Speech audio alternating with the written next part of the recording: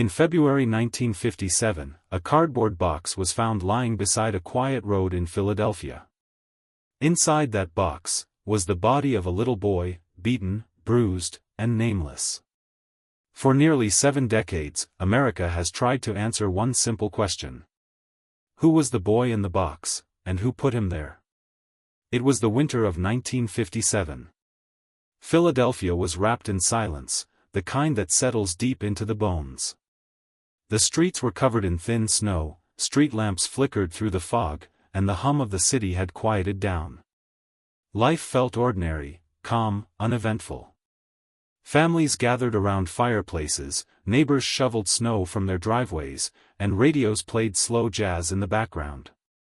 No one could imagine that somewhere, in that same quiet city, a story was beginning to unfold, a story that would haunt America for the next 70 years. No one knows who he was. A boy, maybe 4, maybe 5. Small, fragile, and silent. Somewhere, he should have been laughing, running, holding his mother's hand, but instead, he was alone. The kind of alone that leaves no trace behind. The reports would later say he was malnourished. His body showed signs of neglect, but his hair was freshly cut. His nails were clean. His small hands looked cared for. It was as if someone once loved him, and then suddenly, they didn't. Somewhere between love and cruelty, something broke. And the boy simply vanished from the world, like he had never existed. In the houses nearby, people went on with their days. They talked about the weather, about work, about nothing important. No one noticed a missing child. No one asked questions. No posters went up, no police calls were made. Whoever had taken his life made sure that he would disappear quietly, without name, without family, without noise. The snow kept falling that February. The trees stood bare, the roads cracked with ice. Out on the edges of the city, where the lights faded and woods took over, a small cardboard box was placed in the mud beside a lonely road. There were no witnesses. No footprints that could be followed. Only the cold, empty silence of the forest. For days, that box lay there, waiting. Cars passed, animals crossed the road, but no one looked twice. Maybe people thought it was trash, or an old piece of furniture someone threw away. But inside that box was something far heavier than anyone could imagine, a story of pain, loss, and unanswered questions. Somewhere else, life continued. The city woke up each morning, children went to school, factories hummed, buses moved. But not far away, under the same gray sky, the boy remained, hidden from the world, his story frozen in time. The wind that brushed against the trees might have carried whispers, a small echo of his presence, but no one was listening. That's the thing about horror, it doesn't always scream. Sometimes it whispers, waiting quietly until someone notices. And when they finally do, it's already too late.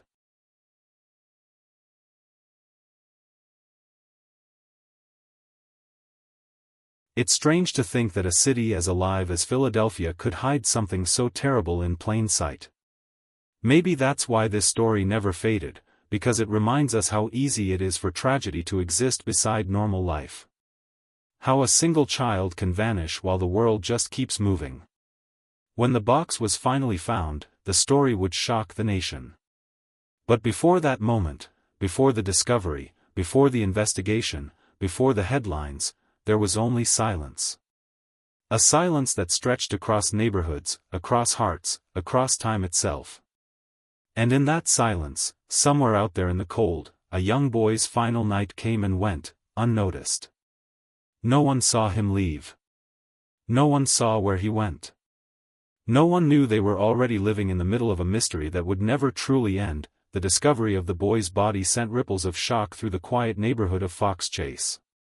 It was February 25, 1957, the air cold, heavy, and silent, except for the rustling of bare winter trees. A young man who had been checking his animal trap stumbled upon a large cardboard box near Susquehanna Road. The box looked ordinary at first glance, the kind that once held a brand new baby bassinet. But when he lifted the flaps open, the horror within would change the town forever. Inside lay the body of a young boy, believed to be around 4 to 6 years old. His small frame was wrapped in a plaid blanket. His hair had been recently cropped, unevenly, as though someone had done it in haste. His eyes were half open, frozen in a haunting expression of confusion, or maybe pain. His body showed bruises, marks of past beatings, and the kind of neglect that told a silent story of suffering. Whoever he was, this child had seen more cruelty in his short life than most people see in decades. The police arrived swiftly. The area was cordoned off. Detectives took photographs, gathered soil samples, and combed through every inch of the woods. Yet, despite their meticulous work, one detail kept echoing in everyone's mind: who was this boy? There were no missing child reports that matched his description. No one in the area recognized him. And no trace of identification, clothing, or personal items was found. It was as if the boy had appeared out of thin air, a ghost with no name. Forensic experts examined his body and estimated he'd been dead for only a few days, possibly less than a week. He had been cleaned, his nails trimmed. Someone had cared enough to wash him, but not enough to save him. His hair, crudely chopped, raised a disturbing thought: maybe it was done to hide his identity. Or maybe, to erase him. As news spread, the media dubbed him the boy in the box. Posters with his face, reconstructed by forensic artists, were distributed across Philadelphia and beyond. Citizens called in leads, mothers claimed to recognize him, rumors swirled about orphanages, foster homes, and cruel guardians. But every promising lead ended in disappointment. One chilling clue stood out: the cardboard box itself. It had originally contained a baby's bassinet sold by J.C. Penney. Investigators traced it to 12 stores in the area, but there was no way to track who bought that particular box. It was the 1950s, no digital receipts, no surveillance cameras, just paper trails that ended in nothingness. Detectives also found a small blue cap near the scene, and a child's white scarf. But neither belonged to the boy. They were mere echoes of the woods, useless in solving the puzzle. The case files grew thicker, but the answers never came. Days turned into weeks. The boy's picture was published in every newspaper, displayed on billboards, even sent along with utility bills, a desperate plea to the public. But still, no one came forward. No family claimed his body. No parent grieved on television. The city mourned him like an orphan of the world. The police buried him with the inscription, "Heavenly Father, bless this unknown boy." But for those who had seen his lifeless face, the story didn't end at the grave. It lingered, the feeling that somewhere, someone knew the truth. That perhaps the person who buried him wasn't far away. Years later, new theories, DNA advances, and confessions would keep this mystery alive, but back then, in 1957, it was a cold case drenched in sadness, unanswered questions, and one chilling reality: a nameless boy, discarded like an object, had become Philadelphia's most haunting unsolved mystery. As years turned into decades, the "boy in the box" case refused to die. It became more than a police file, it was a shadow hanging over Philadelphia. Detectives retired with the case still gnawing at their conscience. New officers took over, each hoping they'd be the one to uncover the truth that had eluded everyone else. But every clue was a mirage, every lead a whisper that faded before it reached the truth. Then came the theories. The human mind cannot stand a void, and where facts end, speculation begins. The case started drawing attention from journalists, amateur detectives, and even psychics. Everyone had their version of who the boy was, and who might have killed him. One of the most haunting theories came from a woman known by the pseudonym Martha. In the 1990s, she came forward with a disturbing confession. She claimed that her mother had bought the boy from his birth parents, kept him in her basement, and subjected him to years of unimaginable abuse. According to Martha, the boy's name was Jonathan. She described in painful detail how her mother had beaten the child one night in a fit of rage, how he'd collapsed, and how, in a panic, they had cleaned his body and left it in a cardboard box in the woods. At first, her story shook the investigators. She knew certain details about the case that had never been made public, details about the blanket, the haircut, and even the position of the body. It all seemed too close to the truth to be coincidence. The police reopened the case files, re-examined the evidence, and interviewed everyone they could find related to Martha's story. For a brief moment, it felt as though the case was finally breaking open. But hope, once again, turned to disappointment. None of the physical evidence supported her claim. The house she mentioned was gone, no official record existed of the boy she described. Neighbors either couldn't remember or gave conflicting statements. In the end, investigators concluded that while her story was compelling, it couldn't be proven. Martha was dismissed as unreliable, possibly delusional. Still, her confession left a mark. It humanized the boy again. For years, he had been just the boy in the box, a nameless face on a police report. But Martha's story made people imagine him as Jonathan, a real child with laughter, fear, and pain. Other theories emerged too. Some believed he was a child from a nearby foster home, hidden after an accident or abuse. Others thought he was part of an illegal adoption ring. There was even speculation about medical experiments, a dark idea born from the clean body and strange haircut. Detectives explored every angle.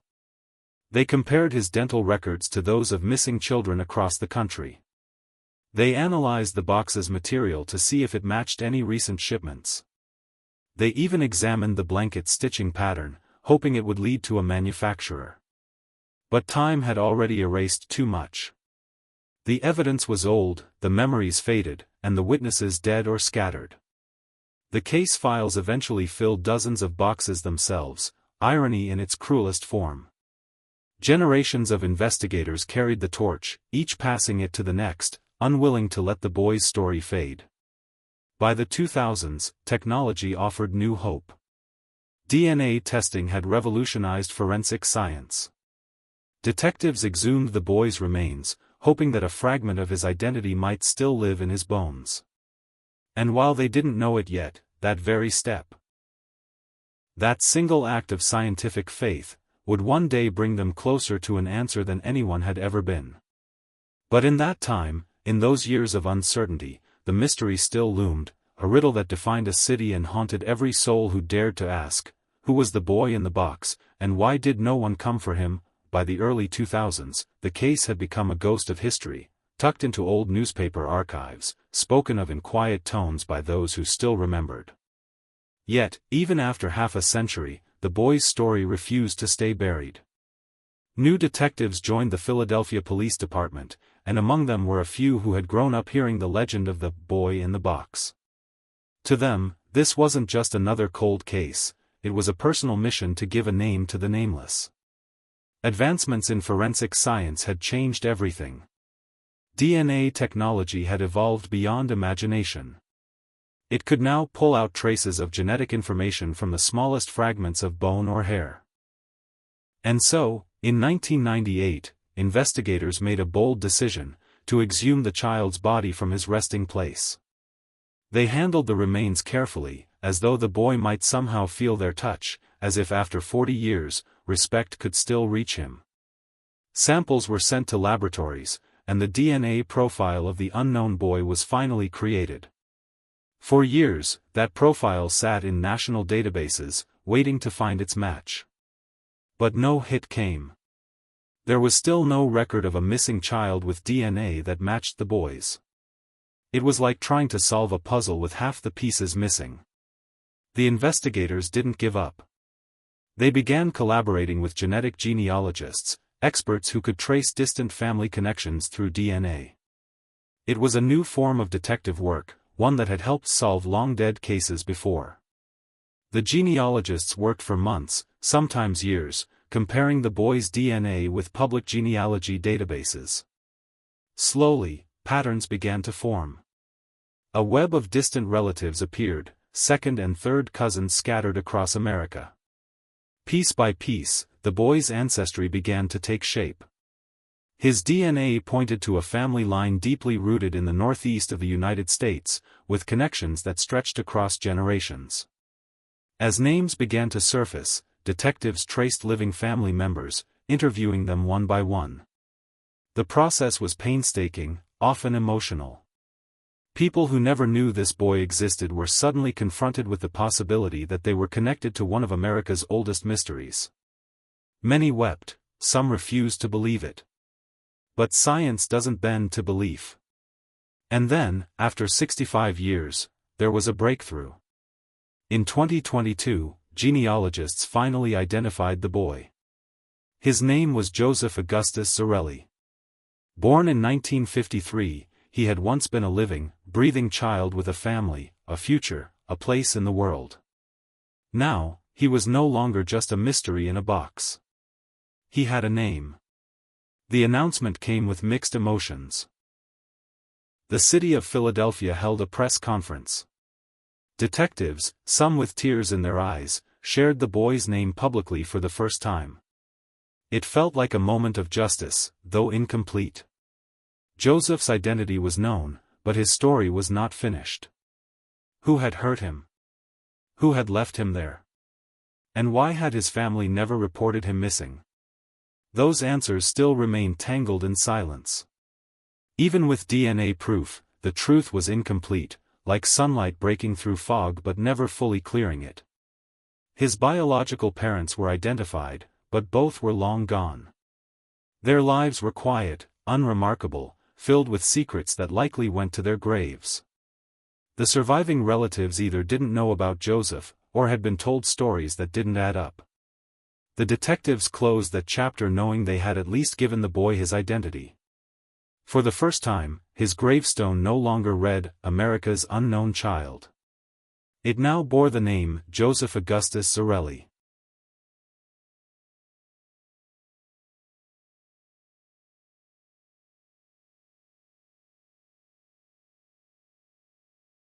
In that moment, it wasn't just a name carved in stone, it was a promise. A promise that even after decades of silence, truth can still find its voice. The boy in the box was no longer a forgotten child. He was Joseph. He was someone's son. And at last, the world would remember him not as a mystery, but as a human being who finally came home. In that moment, it wasn't just a name carved in stone, it was a promise. A promise that even after decades of silence, truth can still find its voice. The boy in the box was no longer a forgotten child. He was Joseph. He was someone's son.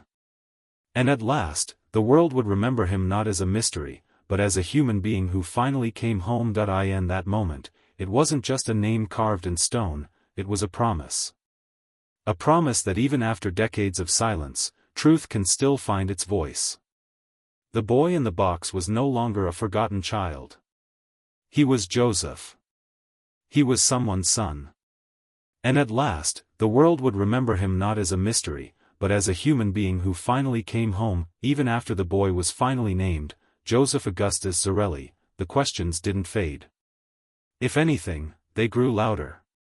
Who could harm a child so young, so innocent? How could an entire city forget him for 65 years? The truth was now closer than ever, yet somehow, still painfully out of reach.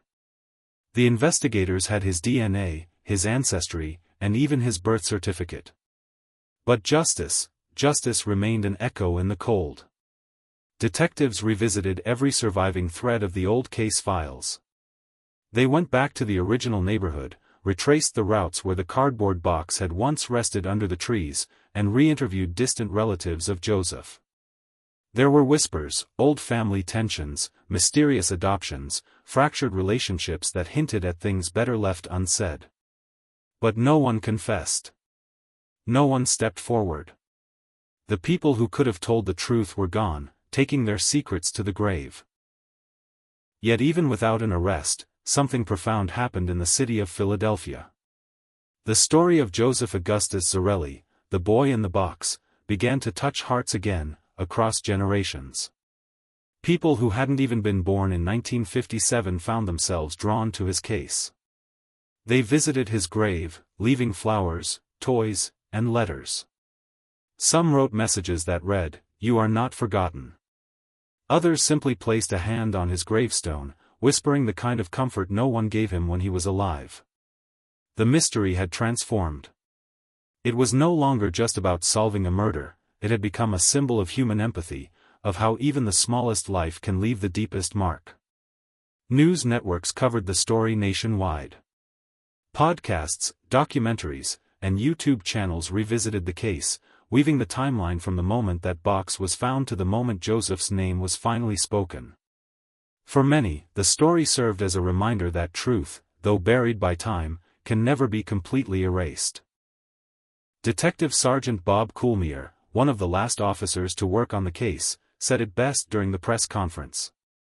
"We may never know how Joseph died, but we know who he was. And that matters.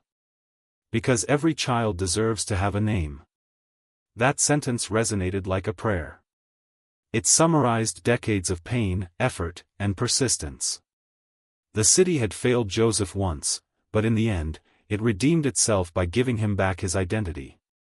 In a quiet corner of Ivy Hill Cemetery, under the gray skies of Philadelphia, Joseph's grave was updated.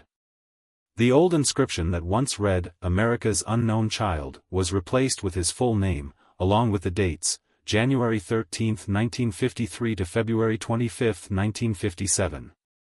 Around it, candles flickered, people stood silently, and a sense of closure, fragile but real, hung in the air. As the ceremony ended, an elderly man who had been a rookie cop in 1957 stayed behind. He placed a small teddy bear beside the grave. His voice broke as he whispered, "Welcome home, kid." Then he turned and walked away, leaving behind the sound of wind through the trees, the same kind of sound that had once surrounded the box in the woods all those years ago. The story of the boy in the box, Joseph, will forever remain one of America's most haunting mysteries. But it also stands as a testament to hope, that even after decades of silence, the truth can still find its way back. Somewhere, beyond time, maybe that little boy finally found peace, not in the box where his life ended, but in the hearts of the people who never stopped searching for who he was. Because in the end, the greatest justice isn't always an arrest or a conviction. Sometimes, it's a name. Sometimes, it's remembrance. And for Joseph Augustus Zarelli, after 65 long years, the world finally remembered. The camera fades in on Joseph's grave, the soft light of dusk falling over the stone that finally bears his name. The wind moves gently through the trees, the same woods that once held his silence. For 65 years, he was only the boy in the box, a faceless symbol of mystery and sorrow. But now, at last, he is Joseph Augustus Zarelli. Sometimes, justice doesn't come in the form of a courtroom verdict. Sometimes, it's found in remembrance, in the way we choose to speak a forgotten name, to tell a story that the world almost erased. Joseph's story reminds us that truth, no matter how deeply buried, still breathes, waiting for someone to listen. So tonight, when you close your eyes, remember this: every unsolved mystery carries a heartbeat, a child, a family, a silence waiting to be broken. And maybe, somewhere out there, another lost soul is still waiting to be found. This was the story of the boy in the box, America's unknown child. I'm your narrator from True Crime Story, and until the next mystery unfolds, stay curious. Stay human.